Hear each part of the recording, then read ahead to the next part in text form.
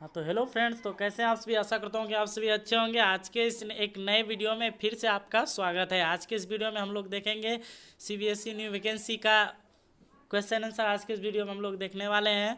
दोस्तों आज के इस वीडियो में हम लोग हिंदी व्याकरण से संबंधित क्वेश्चन को आज के इस वीडियो में कवर देखने वाले हैं। तो वीडियो में शुरू से अंत तक बने रहिए। और अगर अभी तक आप लोग हमारे चैनल को सब्सक्राइब नहीं किए हैं तो प्लीज़ चैनल को सब्सक्राइब कीजिए। तो चलिए प्रश्न को स्टार्ट करते हैं। पहला जो प्रश्न है वो है यहाँ पर, चैन की बंसी बजाना मुहावरे का अर्थ क्या है। चैन की बंसी बजाना मुहावरे का अर्थ क्या है। इसका जो राइट आंसर है वो हो जाएगा ऑप्शन नंबर सी, मौज लेना। इसका राइट आंसर हो जाएगा। अगला जो प्रश्न है वह है, भाषा के शुद्ध रूप का ज्ञान किससे होता है। भाषा के शुद्ध रूप का ज्ञान किससे होता है। इसका राइट आंसर हो जाएगा ऑप्शन नंबर बी, व्याकरण से। अगला प्रश्न हम लोग देखते हैं। अगला जो प्रश्न है, परोपकार शब्द का संधि विच्छेद होगा। परोपकार शब्द का संधि विच्छेद होगा। इसका जो राइट आंसर हो जाएगा वो हो जाएगा ऑप्शन नंबर डी, पर जोड़ उपकार। अगला जो प्रश्न है वो गौरव का विलोम शब्द है। गौरव का विलोम शब्द है। इसका जो राइट आंसर हो जाएगा हमारा वो हो जाएगा ऑप्शन नंबर ए, इसका राइट हो जाएगा लाघव। अगला जो प्रश्न है वह है, महाशय शब्द का सही संधि विच्छेद है। महाशय शब्द का सही संधि विच्छेद है। इसका जो राइट आंसर हो जाएगा वो हो जाएगा ऑप्शन नंबर ए, महाजोड़ आशय। अगला प्रश्न हम लोग देखते हैं। अगला जो प्रश्न है, पृथ्वी, पृथ्वी का पर्यायवाची शब्द कौन है। पृथ्वी का पर्यायवाची शब्द कौन है। इसका जो राइट आंसर होगा वो हो जाएगा ऑप्शन नंबर ए, धारा। अगला प्रश्न हम लोग देखते हैं। अगला जो प्रश्न है वह है, जूता चाटना मुहावरे का अर्थ है। जूता चाटना मुहावरे का अर्थ है। इसका जो राइट आंसर हो जाएगा वो हो जाएगा ऑप्शन नंबर ए, खुशामद करना। इसका राइट आंसर होगा। अगला जो प्रश्न है, जिसका विवाह ना हुआ हो। जिसका विवाह ना हुआ हो उसके लिए एक शब्द है। इसका राइट आंसर हो जाएगा ऑप्शन नंबर सी, अविवाहित, उसको कहते हैं। अगला प्रश्न जो है वह है, सुंदरता में संज्ञा है। सुंदरता जो है यह व्यक्ति का भाव होता है। दोस्तों सुंदरता क्या होता है, एक व्यक्ति का भाव होता है, इसलिए इसका राइट आंसर हो जाएगा ऑप्शन नंबर डी, भाववाचक।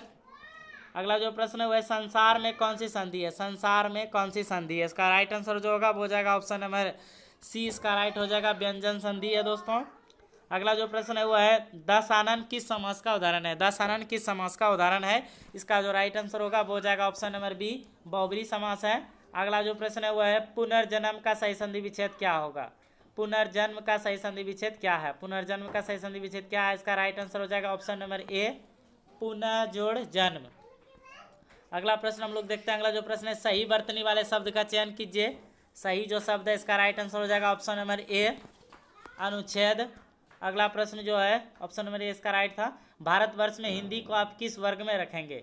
भारतवर्ष में हिंदी को आप किस वर्ग में रखेंगे। इसका राइट जो आंसर हो जाएगा दोस्तों हमारा वो हो जाएगा ऑप्शन नंबर ए, इसका राइट हो जाएगा राजभाषा। अगला प्रश्न जो हम लोग देखते हैं। अगला जो प्रश्न है वो है, भाषा और लिपि है। भाषा और लिपि क्या है। इसका जो राइट आंसर हो जाएगा हमारा वो हो जाएगा ऑप्शन नंबर बी, इसका राइट हो जाएगा एक दूसरे का पूरक है। अगला जो प्रश्न है दोस्तों, अनुनासिक संबंध, अनुनासिक का संबंध होता है। अनुनासिक का संबंध होता है। इसका जो राइट आंसर हो जाएगा हमारा वो हो जाएगा ऑप्शन नंबर सी, नाक और मुंह दोनों से। अगला प्रश्न हम लोग देखते हैं दोस्तों। अगला जो प्रश्न है वह है, पाकशाला किस प्रकार का शब्द है। पाकशाला, पाकशाला किस प्रकार का शब्द है। इसका जो राइट आंसर हो जाएगा हमारा वो हो जाएगा ऑप्शन नंबर बी, यौगिक शब्द है। अगला जो प्रश्न है दोस्तों वह है, लालटेन शब्द है। लालटेन शब्द कौन सा है। इसका जो राइट आंसर हो जाएगा हमारा वो हो जाएगा ऑप्शन नंबर डी, इसका राइट हो जाएगा विदेशा शब्द है लालटेन। अगला जो प्रश्न है वह है, सुरभि का पर्यायवाची शब्द है। सुरभि का पर्यायवाची शब्द है। इसका जो राइट आंसर होगा वो हो जाएगा ऑप्शन नंबर ए, गाय। अगला प्रश्न हम लोग देखते हैं। अगला जो प्रश्न है वह है, पाठशाला में कौन सा समास है। पाठशाला में कौन सा समास है। इसका जो राइट आंसर हो जाएगा हमारा वो हो जाएगा ऑप्शन नंबर ए, तत्पुरुष समास, इसका राइट आंसर है। अगला जो प्रश्न है, कामयनी के रचयिता का नाम क्या है। कामयनी के रचयिता का क्या नाम है। इसका जो राइट आंसर होगा वो हो जाएगा option number D, Jaishankar Prasad, इसके राइट आंसर हो जाएंगे। अगला जो प्रश्न है, कलम का जादूगर किसे कहा जाता है। कलम का जादूगर किसे कहा जाता है। इसका जो राइट आंसर हो जाएगा हमारा वो हो जाएगा option number B, Ramvriksh Benipuri, इसका राइट आंसर है। अगला जो प्रश्न है वह है, शाश्वत का विलोम है। शाश्वत का विलोम है। इसका जो राइट आंसर हो जाएगा हमारा वो हो जाएगा ऑप्शन नंबर बी, इसका राइट हो जाएगा नश्वर। अगला प्रश्न हम लोग देखते हैं। अगला जो प्रश्न है, हाथ को हाथ न सूझना का अर्थ क्या है। हाथ को हाथ न सूझना का अर्थ क्या है। इसका राइट आंसर हो जाएगा ऑप्शन नंबर सी, घना अंधेरा हो जाना, अंधेरा हो। अगला प्रश्न है, रामचरितमानस की भाषा है। रामचरितमानस की भाषा क्या है। इसका जो कि तुलसीदास लिखे हैं। इसका राइट आंसर हो जाएगा ऑप्शन नंबर बी, अवधी भाषा। अगला प्रश्न हम लोग देखते हैं, उपन्यास सम्राट किसे कहा जाता है। उपन्यास सम्राट किसे कहा जाता है। इसका right answer option number A है, मुंशी प्रेमचंद। अगला प्रश्न हम लोग देखते हैं, अगला प्रश्न, इनमें से कौन सा भाववाचक संज्ञा है? इनमें कौन सा भाववाचक संज्ञा है? इसका जो राइट आंसर हो जाएगा हमारा वो हो जाएगा ऑप्शन नंबर सी, बचपन। अगला प्रश्न हम लोग देखते हैं, अगला जो प्रश्न, इनमें से आपादान कारक की विभक्ति क्या है?